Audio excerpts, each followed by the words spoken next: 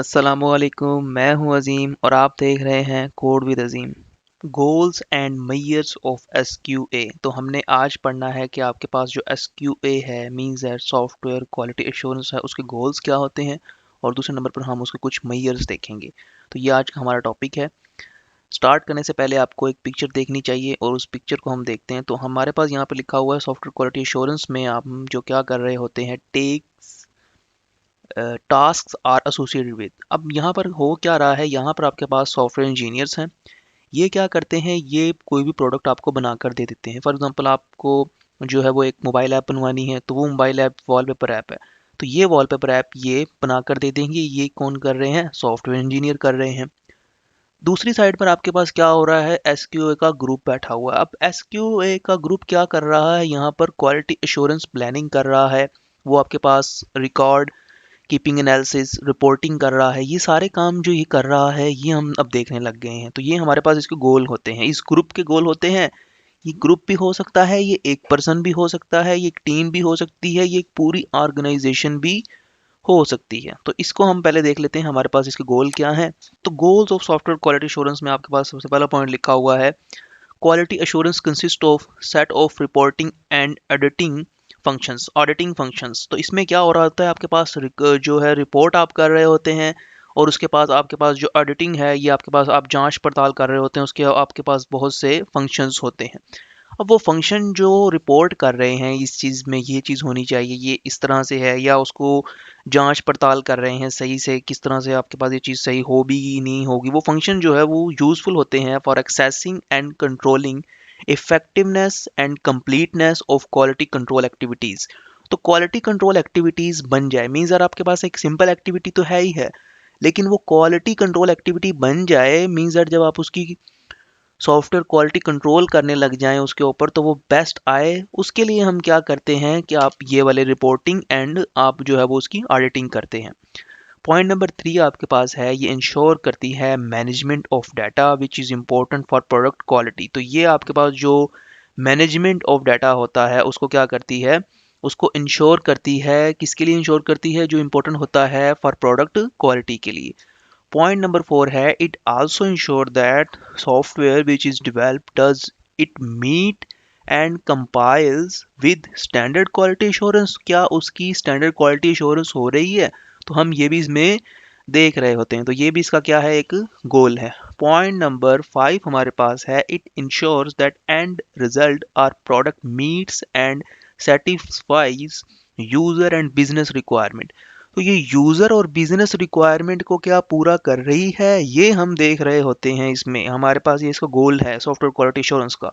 इसके बाद हमारे पास लास्ट पॉइंट इसमें लिखा हुआ है, इट सिंप्लीफाई फाइंड्स और आइडेंटिफाई डिफेक्ट्स और bugs and reduce effect of these defects. तो ये आपके पास जो डिफरेंट बग्स हैं अब उनको हम आइडेंटिफाई कर लेते हैं और बता देते हैं कि अगर आप ये वाला काम करेंगे तो इसमें इस तरह से बग आ सकता है। तो ये हमें जो है वो इसमें बहुत हेल्पफुल होता है जब हम प्रोग्रामिंग कर रहे होते हैं और डिफरेंट काम कर रहे होते हैं। तो नेक्स्ट टॉपिक की तरफ आ जाते हैं और वो हमारे पास है measures of software quality assurance. उसके लिए हमारे पास कुछ चीज़ें यहाँ पे हमने पॉइंट लिखे हुए हैं, रिलायबिलिटी है, परफॉर्मेंस है, फंक्शनैलिटी है, सपोर्टेबिलिटी है एंड यूजेबिलिटी है। ये सारे पॉइंट किस तरह से हैं इनको देख लेते हैं एक एक करके। तो रिलायबिलिटी आपके पास बेसिकली सिंपल वे में अगर आप ये कहें कि आपका एक ऐसा सिस्टम जिसमें कोई भी बग नहीं है, या एक ऐसा सिस्टम जो फेलियर में नहीं जाता है या जिसमें क्रैश नहीं आते हैं, तो उसकी हाई रिलायबिलिटी होगी, वो एक अच्छा सिस्टम होगा। सपोज करें आप सॉफ्टवेयर से निकल कर अपनी डेली लाइफ में आ जाएं और आप एक कोई भी ऐसी चीज़ लेकर आते हैं जो एक अच्छी चीज़ है, उसमें बग्स नहीं आते हैं, उसमें प्रॉब्लम नहीं आते हैं, वो बहुत साल चलता है। आप डॉलन्स का एक रेफ्रिजरेटर ही ले लें या और भी कोई प्रोडक्ट्स हो सकती हैं, मैं डॉलन्स को यहाँ पर जो है वो नहीं कर रहा है, आप हायर का ले लें, कोई भी ले लें, तो वो क्या होता है 20-20 साल चल जाते हैं। तो वो क्या है, हाई रिलायबल हैं। तो इसलिए हम वहाँ पर भी लिखा होता है डॉलन्स रिलायबल है।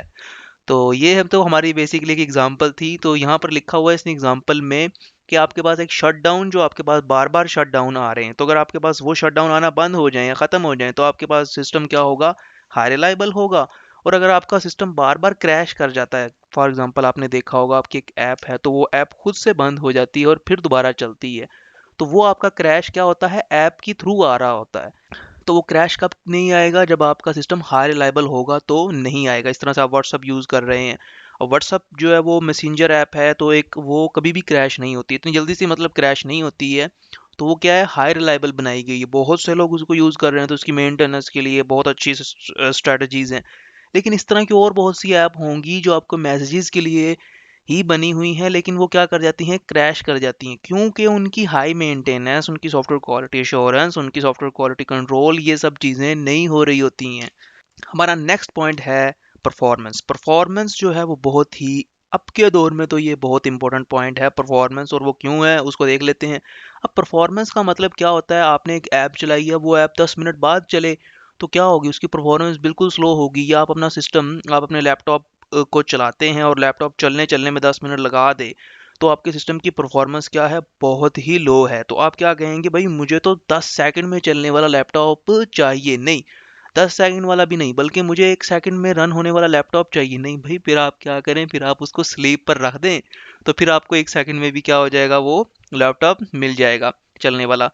तो हमारे पास जो है वो सिस्टम रिस्पॉन्सिव हो बेहतरीन तरीके से, उसका रिकवरी टाइम अच्छा हो, रिस्पॉन्स टाइम अच्छा हो, तो वो हम उसका स्टार्टअप टाइम अच्छा हो, तो वो उससे हमारी क्या होती है, परफॉर्मेंस बढ़ जाती है। और ये हम परफॉर्मेंस क्या कर रहे होते हैं, अगर आप सॉफ्टवेयर क्वालिटी इंश्योरेंस अच्छे से कर रहे होते हैं तो परफॉर्मेंस क्या आती है, आपको बेस्ट आती है।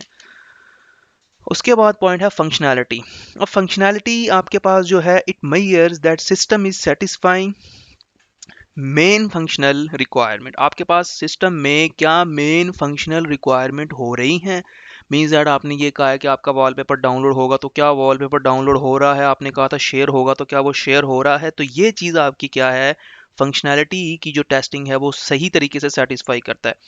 It simplify refers to require and specified capabilities of a system. तो ये आपके पास क्या करता है, सिंप्लीफाई करता है किस चीज़ को, रिक्वायर्ड एंड स्पेसिफाई करता है कैपेबिलिटीज ऑफ अ सिस्टम को। हमारा नेक्स्ट पॉइंट है स्पोर्टेबिलिटी। अब स्पोर्टेबिलिटी बेसिकली एक आपके पास रूट पॉइंट है, और इस रूट के कुछ चाइल्ड हैं, जैसे कि आपके पास टेस्टेबिलिटी है, अडॉप्टेबिलिटी है, मेंटेनेबिलिटी है, स्केलेबिलिटी है, और इस तरह की चीज़ें हैं जो हमने क्वालिटी में देखनी है। अगर आप क्वालिटी कहेंगे तो ये इन सब पे मैं एक वीडियो बना दूंगा। तो ये सारी चीज़ें अच्छी हों, ये आपकी क्या है, स्पोर्टेबिलिटी जो है वो इससे बनती है। तो ये आपके पास जो है वो रिक्वायरमेंट और attribute that software system must satisfy. तो ये वाले जो है कि आपको उसकी टेस्टेबिलिटी अच्छी होनी चाहिए, अडॉप्टेबिलिटी अच्छी होनी चाहिए, मेंटेनेबिलिटी, स्केलेबिलिटी, ये सारे पॉइंट एक सॉफ्टवेयर में अच्छे होने चाहिए। उसके लिए हम क्या पॉइंट पढ़ते हैं, पोर्टेबिलिटी। हमारा नेक्स्ट पॉइंट है यूजिबिलिटी। यूजिबिलिटी मींस दैट आपके पास जो सेकंड पॉइंट पे लिखा हुआ लफ्ज़ हुआ है, ईज ऑफ यूज़। आपका सिस्टम बेहतरीन तरीके से एफिशिएंट वे से यूज़ हो रहा है, तो आपकी यूजिबिलिटी जो है वो क्या है, अच्छी है।